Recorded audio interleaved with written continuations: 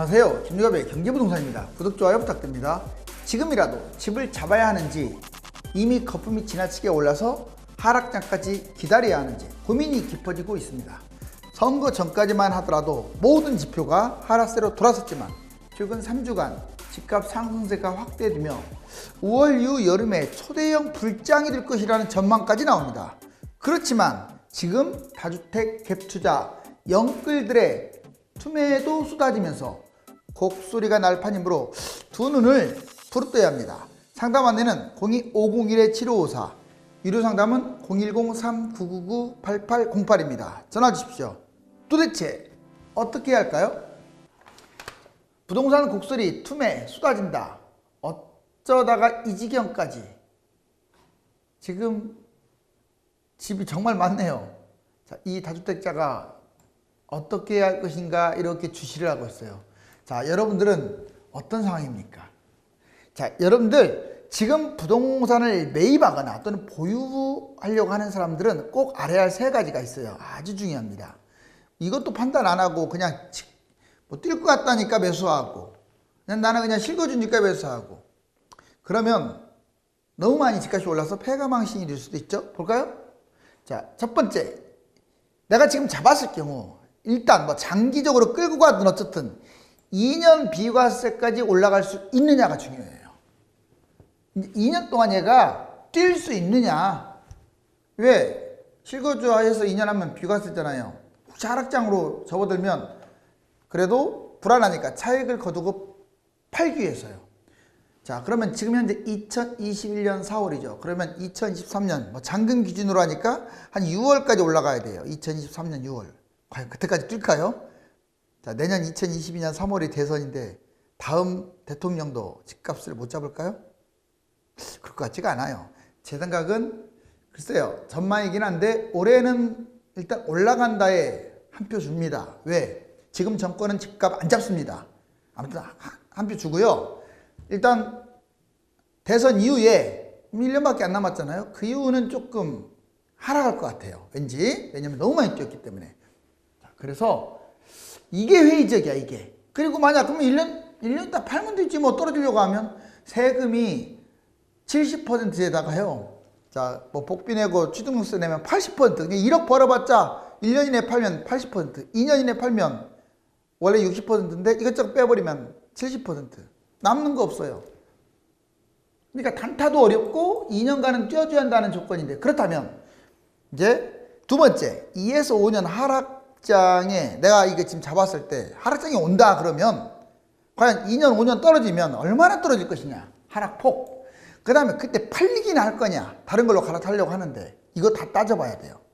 그래서 세대수를 봐야 하고 거래량을 보는 거예요. 그럼 세 번째 판단해야 할 사항이, 좋다, 나는 뭐 하락 필요 없다, 다음에 뭐 올라가고 어차피 집은 우상향 하는 거 아니냐. 집은 우상향 한다? 그건 과거 얘기입니다. 이제 앞으로는 우상향 안 해요. 지금 꼭지 찍어가지고 이제 폭락을 하게 되면요, 회복도 못할 아파트 널려 있을 것 같아요. 10년 후 다음 상승장 장기 전망은? 그러면 10년까지 잡았을 때 뭐 떨어졌다 올라갔다 하더라도 우상향 할 것들을 찾아야겠죠. 과거에는 다 우상향 했어요. 이제는 소형, 중형, 대형이 거품이 다 심하고 집은 남아들고 인구 줄고 한 번도 겪지 못한 이제 미래 세대를 가기 때문에 10년 후에 회복도 못하고 할 것들이 많아요. 실질적으로 제가 그랬잖아요. 지방이나 경기도 2020년에 집값 잡아버렸다면 지금 회복도 못한 것들 많고, 뛰어봤자 조금 뛰고, 2020년하고 지금하고 너무 뛰어버리는 거예요. 그 1년 동안 다 아시잖아요. 경기도, 지방, 최근에 다 뛰었지 뭐 그게 2019년에 뛰었나요? 즉 다음 상승장에도 이렇게 못 잡으리라는 법 없어요.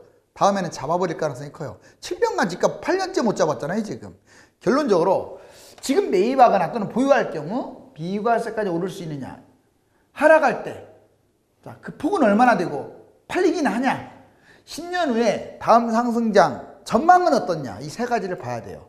그렇다고 M1 집을 막 팔라는 건 아닙니다. 사는 거 조심하라는 거지.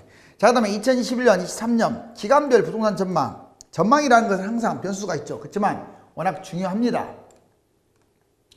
2021년에서 2022년 3월 대략 한 1년 동안은 안타깝지만 상승이 지속될 가능성이 높습니다.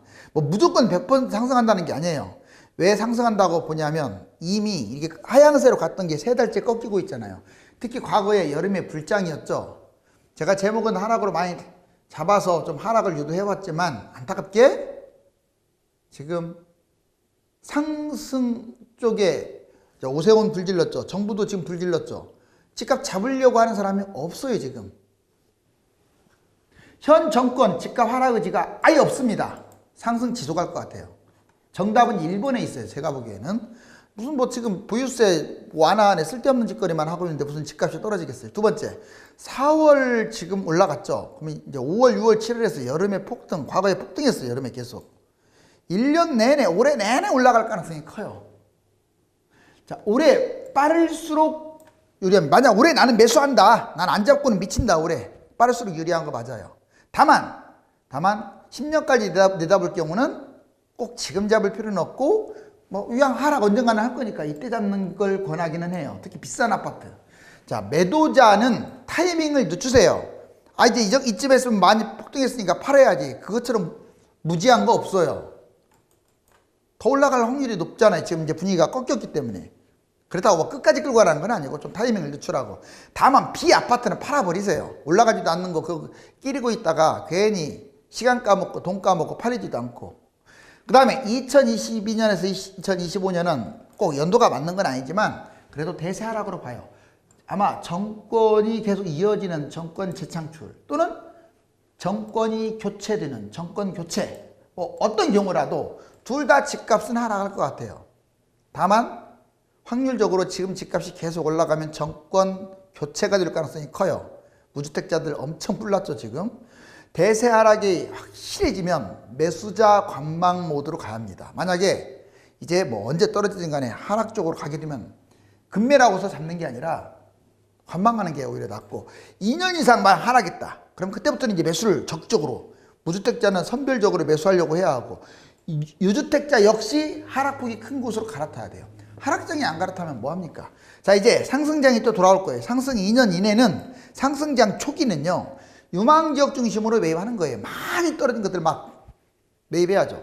상승기 중반 한 2년에서 4년 올랐을 때는 부동산을 좀 적극적으로 이때 매입해도 돼요. 올랐다고 해서 매입 안 하면 안 돼요. 아직 상추는 아니니까. 다만 지금처럼 상승장 하반기는 오르지 않은 곳들 중심으로만 매입하는 게 좋습니다. 뭐 오르지 않았다고 해서 아주 나쁜 거 매입하라는 게 아니라 이런 것들이 뛸 가능성이 크니까. 자, 결국은 유주택은 유지하는 게 좋아요. 다만 좋지 않은 주택, 아파트가 아닌 나홀로 아파트나 비아파트는 그냥 무주택이 있는 게 낫고 갈아타버리는 게 좋습니다. 자, 이번에 2021년 1년간 거품 상승장 3가지 하락 변수. 자, 3가지 하락 변수. 다만 올해 내내 뛴다라는 건 예측이고 올해도 폭락할 수 있습니다. 다음 3가지 보세요. 먼저 강력한 투기 대책이 나올 수도 있어요. 솔직히 기대가 없다는 것은 과거 지금 4년 동안, 문재인 정부 4년 동안 대책다운 대책은 단 한 번도 나오지 않았어요. 집값을 떨어뜨릴 대책은 한 번도 나오지 않았다고요. 쇼만 했지. 자, 그러니 근데 달라요. 이번에는 또 계속 집값을 띄우면 젊은 층들이 찍어주겠어요. 그러니까 대선 정권 창출을 위해서도 아마 나올 가능성이 있어요. 야당은 야당대로 이제 여론조사를 보겠죠. 갭투자 다주택자들이 아마 피해를 볼 겁니다. 두 번째, 기준금리 인상이 될 수도 있어요. 도중에 경제 안정, 질병 안정. 그럼 당연히 금리가 올라가게 되면 부동산이 하락 전환될 수 있는 어떤 신호가 되겠죠. 거품 상승이 지금 최고입니다. 부동산 폭탄 돌리기 하고 있는 중이잖아요. 자, 만약에 정부가 중간만 간다면 사이클상 대세 하락도 가능할 수 있어요. 왜? 너무 뛰었기 때문에. 결론적으로 강력한 투기 대책 또는 기준금리 인상, 거품 상승이 지나치게 높아서 사이클상 하락, 이렇게 3가지. 하나 덧붙인다면 가능성은 낮지만 금융위기가 되겠죠. 자, 이제 부동산 끝물 징조, 이거 정말 중요합니다. 왜 자꾸 끝물, 상투 이런 말을 쓰느냐? 왜 그럴까요? 자, 먼저 비선호 아파트들이 올라가고 있어요. 서울, 수도권, 외곽 지역이 뛴다든가. 서울도 그렇고 수도권도 그렇고 지금 인기 없는 곳들이 뛰고 있잖아요. 광역시, 지방, 외곽이 뛰고 있어요. 그동안에 많이 뛰었던 이제 광역시도 별로 멈칫거리고 있는데 안 뛰던 곳들이 지금 뛰고 있어요. 광역시, 지방도. 구축이 올라갑니다. 원래 집값이 신축이 먼저 뛰었잖아요. 이제 재건축을 포함한 구축들이 막 날아가고 있어요. 별로 개인적으로 좋지 않다라는 아파트들이 뛰는 거야. 20년차 이상 구축, 신축 상승률이 급감하고 있어요. 신축이 별로 안 뛰고 있다는 것은 끝물이에요. 지금 나홀로 아파트 이게 올라가고 있다는 거예요.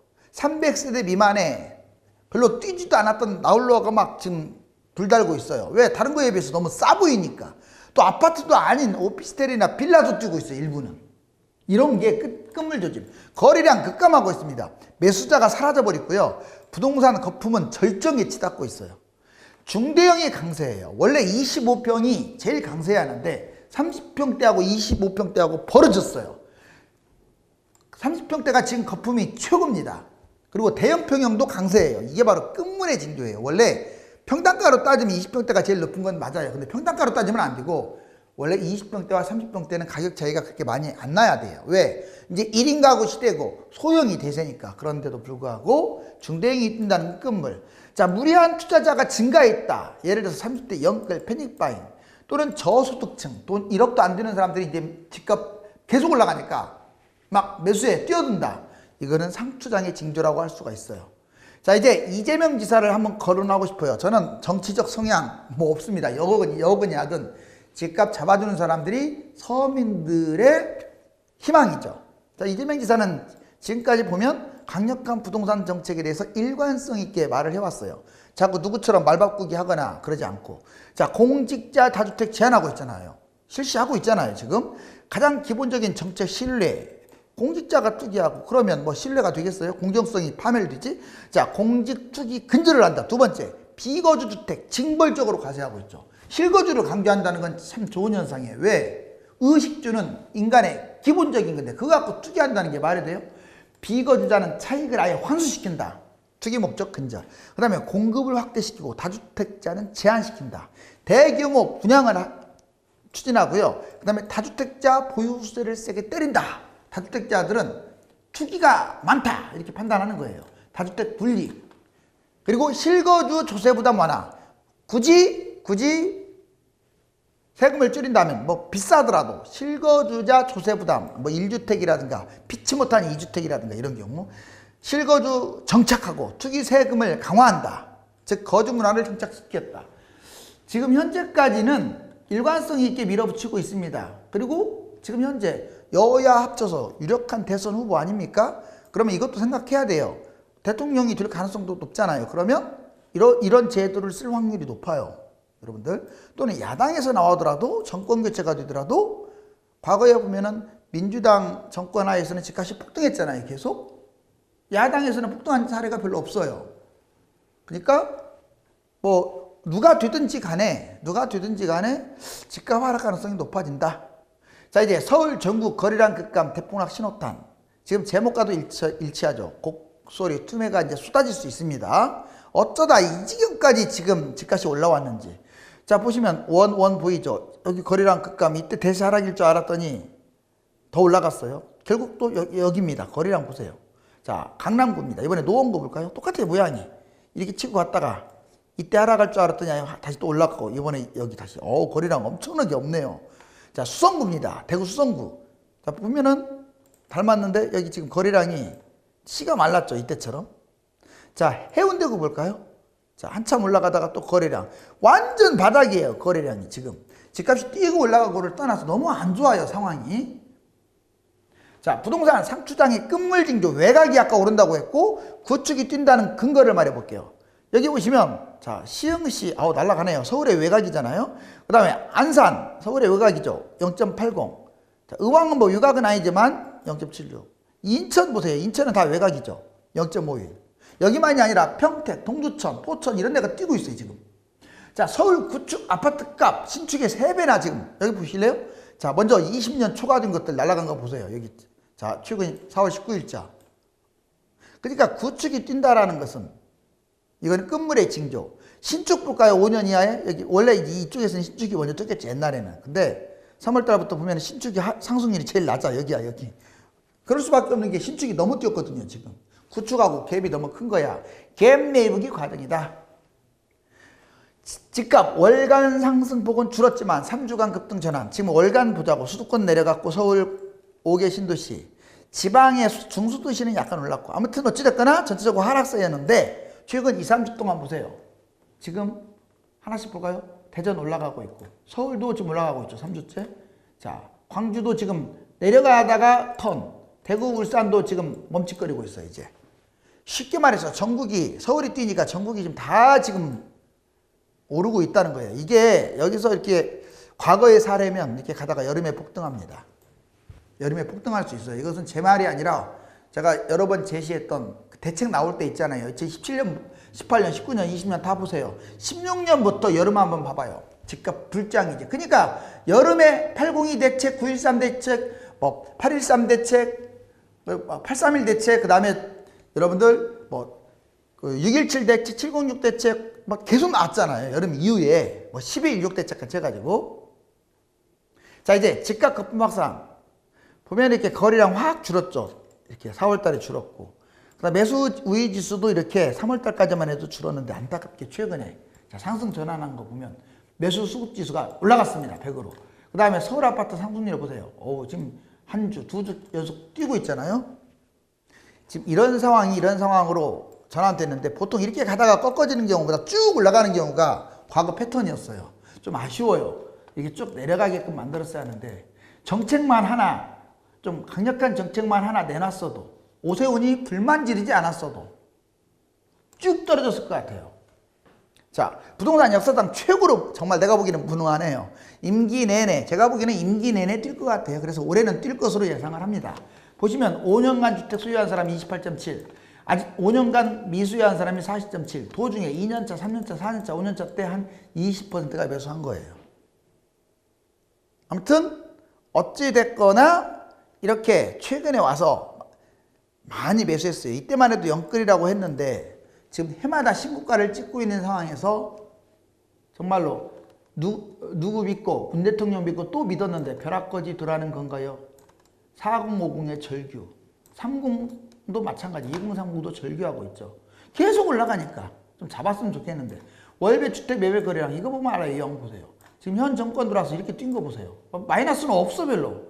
자, 전국적으로 수도권, 전국 비수도권은 할 거 없이 다 지금의 꼭지야, 꼭지. 주거 사다리를 타고 가려고 하는데 여기 못이 박혀 있네요. 자, 너무 지금 이제 많이 올라가지고 위험한 거야. 2억짜리가 지금 5억대로 올라간 거야. 부동산 보유나 매입을 고민할 분들은 2년 비과세까지 집값이 오를 것인지, 도중에 하락장이 오면 양도세는 얼마나 내는지, 만일 10년간 장기적으로 끌고 갈 경우 전망이 있는지를 따져야 합니다. 여러분 상황은 어떻습니까? 감사합니다.